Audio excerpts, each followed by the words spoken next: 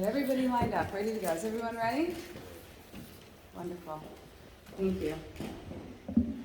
Thank you all for being here today for this very important topic. This year, Representative Julie Casimiro is sponsoring the legislation in the House, as well as Representative Rhode and Representative Evan Shanley, who are here today. There he is. If you guys give him a wave over there. And there's Rep. Shanley. Thank you for coming. Since we have so many speakers, they've elected not to speak, but wanted to recognize them here in support of this very important legislation. Rhode Island is one of the few states where a teacher or another person in a position of authority can legally have sexual relations with our children. Our teachers, coaches, and others in positions of authority over our kids owe a special duty to care for our children as designated child care custodians who act in local parentis in place of parents. When it comes to children under the age of 18, the proposed law would make it unambiguous. It would say that minors cannot give consent to sexual conduct with a teacher or person in position of authority, and any such relationship would be expressly forbidden. The onus would be on the person in that position of authority over the child. The law leaves no uncertainty. If, based on the person's supervisory and/or disciplinary power over the child between the ages of 14 and 18, the person has sexual relations with the child, they would be guilty of third-degree sexual assault. Consent is irrelevant. It is ludicrous to think that a child has the ability to consent to a person in a position of authority. With some of the horrid news that you've heard and read about on the news recently in several school districts across our state, and that's just the high-profile ones. This is common sense legislation, a solution to an obvious problem, something that we don't hear enough about on Smith Hill. So I'm hopeful that we will get this legislation across the finish line this year, because the sense of urgency is real and the time is now. I would like to turn the microphone over to my colleague, Senator Frank Lombardi, representing the great town of Cranston, great city of Cranston, for some remarks. Thank you, Senator Dela Cruz, and I want to thank you personally for allowing me to co-sponsor this important piece of bipartisan legislation to make it a bipartisan priority. You, as a mother of young children, have always made it your first priority to be there for children. I am a father of formerly young children and have always fought to keep our children safe in any environment, especially in an educational one. If we do nothing else as legislators in this wonderful body, this wonderful building, is we must protect our children. First and foremost, if we do not protect our children, then we shouldn't even be here doing our job. We must act now to end an unfortunately difficult loophole in the law and prevent people with positions of authority, whether they be teachers, coaches, principals, administrators, anything, from exploiting our minors. Oftentimes, that level, that position of authority, is tantamount to a physical force, that there's children have no choice in dealing with that unspeakable problem.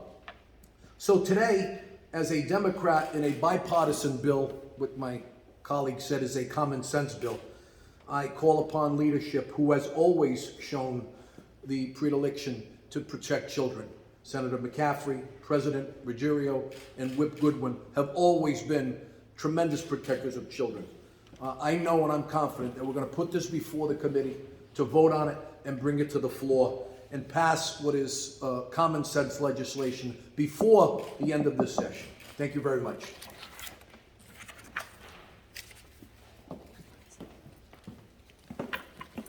Good afternoon, everybody. My name is Erica Sanzi. I have been beating the drum about this since 2018 when I was doing research for an unrelated project and discovered that we had this massive loophole in Rhode Island. I was actually so sure that this couldn't possibly be true that I contacted the Attorney General's office. And I felt sort of bad for the young guy that took the call because I was using language about sexual contact with children that includes penetration, sexual contact with children that doesn't include penetration. I asked him to confirm for me that it was in fact the case that in the state of Rhode Island, it was legal for teachers and other people in positions of authority over our children to sexually touch and be touched by them at the age of 14 with their consent, and to confirm for me that it was in fact legal for there to be penetrative sexual activity between the same adults and children once they turned 16. He seemed to think that I had to be wrong, but he said he would look into it. And 2 days later, he called me back and he confirmed that everything I had stated was in fact true. So the Attorney General's office has been on the record about this since, that was in 2019. Huge thanks to my state rep, Alex Marzukowski. When I brought this to his attention, he immediately introduced the bill. I think he, like I, thought this was a no-brainer. And shame on me for thinking that, because I have been working in education advocacy long enough to, I suppose, have known better. When special interests line up against the interests of children and families, special interests win. I've been an education advocate for, for school choice and for charter schools long enough to again know that generally speaking, this is a David and Goliath battle. But I really did believe that in this case, that wouldn't happen. And I thought they were gonna raise this issue, everybody was gonna go, that's crazy, and they were gonna fix it. And I learned a very ugly lesson about the state legislature, which is that even this couldn't get across the finish line. My rep put a bill forward, and the first year it didn't see the light of day. The ACLU was against it. The second year it did see the light of day, and it was heard in committee, and the House passed the bill. But there was no companion bill in the Senate. Nobody was willing to sponsor a companion bill in the Senate, and it died. In that case, both teachers' unions and the ACLU came out in opposition to the bill. They are on record. You can certainly look that up. So I guess what I would like to say is, having felt like I was on an island for a while, this is the most gratifying moment for me in terms of this fight. The momentum is coming in from a couple directions. One is that parents are wide awake, and I have been joined by so many brave parents in this battle of getting this bill across the finish line, and I'm grateful to everybody standing here. I would also like to say that Julie Casimiro, who's not here today, is one of the only people who has publicly been on my side fighting on behalf of this bill. She has publicly come out in favor of this since the beginning. So it's kind of perfect that she's the lead sponsor on the bill in the House. So with that, I want to say thank you to everybody for joining me in this, and say a little prayer that this is the year that we get this done. And speaking after me is one of those brave moms, Nicole Solis from South Kingstown. Good afternoon, everyone. I'm Nicole Solis, and I am urging the legislature to pass Senate Bill 2219 because it reflects our values as a society. Children cannot consent to sex with teachers or anyone else in a position of authority over them. A teacher sexually touching a 14-year-old child is sexual assault. But in Rhode Island, we diminish that sexual assault to sexual harassment. Instead of a prosecutor pressing charges, a school administrator does a few interviews at school. That's a joke. Teachers who sexually assault children should be in jail, not in school. And not only are sexual predator teachers not prosecuted, they're protected by the school. Schools don't have to notify the community when they fire a teacher for having sex with their students. And they won't let parents know when it happens. I know because I've been asking. I've been submitting public records requests because that's what I do now. And I'm asking for the notice of outcomes of sexual harassment investigations. And some schools give it to me and some schools don't. Why? What are these schools hiding? I can tell you right now that the schools that are telling me who has been fired for violating Title IX sexual harassment, those schools are South Kingstown. Just this morning, they sent me their investigative report of a teacher who was having sex with a student and was fired. Did anyone in my community know about that? I don't think so. And another school that is giving me their documents that I requested is Warwick. The schools that are not giving me their documents about their Title IX investigations so far, I haven't requested all the schools yet, are Chariho School District and Coventry School District. What are they hiding about potential sexual misconduct by teachers and students in school? Everyone needs to go home and submit those public records requests for notice of outcomes of Title IX investigations, because schools need to know that parents are demanding answers and we want transparency. We need to pass Senate Bill 2219 because we need to lift the cloak of secrecy around sexual misconduct in Rhode Island public schools. It's the only way we're going to understand how prevalent sexual abuse and sexual misconduct is in Rhode Island public schools, because schools are doing whatever they want. Sometimes they tell you what happens and sometimes they don't. So please, Rhode Island legislators, pass this bill to protect students and children. Stop protecting sexual predators. Thank you very much. I'd like to introduce the next speaker, Megan Riley, a mother from North Kingstown.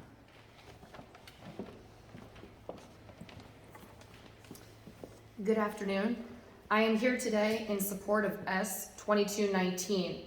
Most people are familiar with the victims of Jerry Sandusky and Larry Nassar, but sadly, many are now aware of the victims referenced in recent headlines from my town of North Kingstown. We stand here today hopeful that our voices will lead to passage of this important bill aimed at preventing future child sexual abuse by those in a supervisory role. The lasting effects of abuse are real, and they are still being felt by survivors of this abuse. I have become closely acquainted with some of these men, one of whom had the following to say about a North Kingstown coach accused of sexual abuse allegations. Quote, "He distorted my reality as an adolescent. He corrupted my first love and confounded my ability to connect with others at the most intimate level. He sowed self-doubt and suffocated my opportunity at being believed. Without a voice, I have felt resigned to a fate that is not mine." End quote. These aren't just hypothetical situations. These are real people, at the time, just innocent children who have suffered at the hands of adults whom they thought could be trusted. It is time to pass this legislation for the future welfare of our children and to help heal the wounds from the past. Thank you, and special thanks to Senator De La Cruz for spearheading this initiative. At this time, I would like to introduce Westerly resident and child advocate, Bob Caradillo. Thank you, Megan. Good afternoon. I support Senate Bill 2219 because parents should be able to send their kids to school or practice without having to worry about a teacher, a coach, or other authority figure preying on their innocence. They should be able to know, the parents, without a doubt that their kids are safe. Kids are very impressionable. They admire and respect their teachers and coaches and other authority figures in their lives.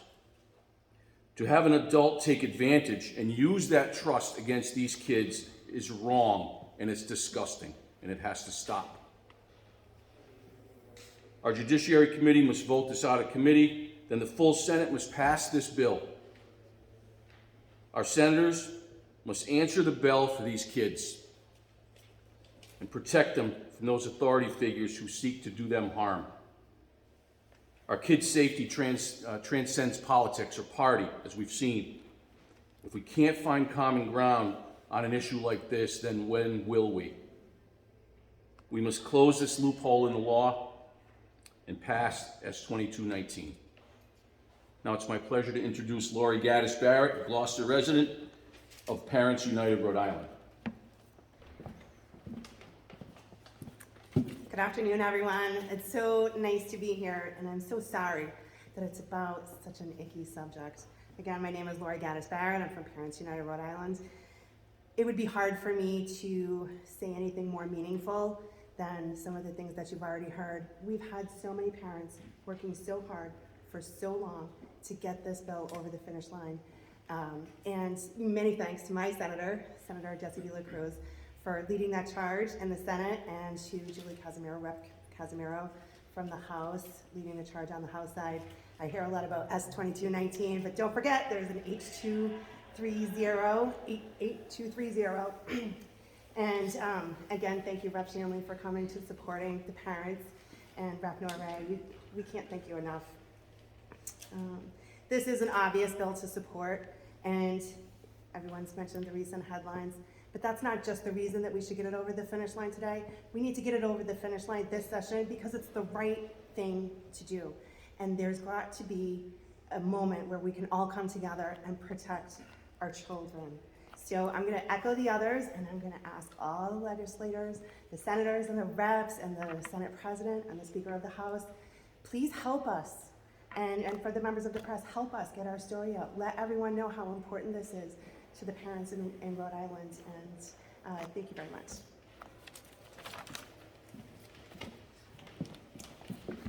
Thank you for coming today.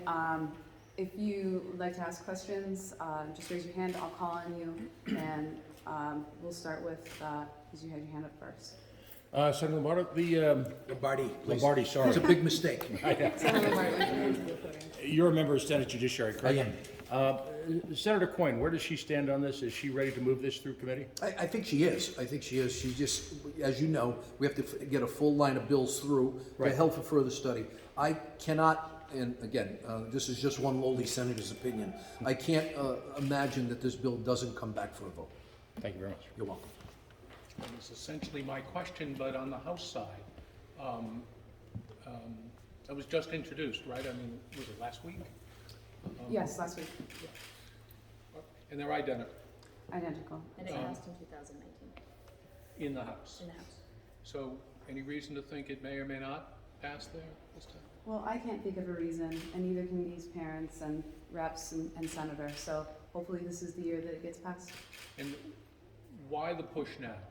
I mean, are you worried that it's not gonna happen? No, there's no time like the present. Why wait? This is an issue that needs to be addressed immediately. I'd love to see it passed next week, but it goes through the legislative process, and I'm hoping that there are no delays this time around. Well, and if I may, the please. reality of the situation is, we are now in the middle of May, and we know that historically this body leaves the end of June, early July sometimes. So we really only have an open window of a month and a half, so time is of the essence. Time is absolutely of the essence. Have both have both judiciary committees heard the legislation? The House has not yet. We have. We have. We've had our hearing a few weeks ago, but the House, since it was just introduced, has not yet been scheduled for a hearing. And we can trust the parents groups respectively will be promoting that hearing date? Sometimes these happen suddenly. Oh, yes, absolutely. They've been very fervent in their support. And just one last question. You know, you've got the emergence of, I don't know if there's a good way to say this, but the newly informed parent as a result of the COVID crisis. How much has that played into this resurgence of parental involvement? And the last question is, there was a time in American history, not so long ago, when schools actually embraced parent involvement, yelled to the high heavens for it. Why does that seem to be different right now? Well, I that's a question, I guess, to ask educators and administrators. But the first, what was your first question?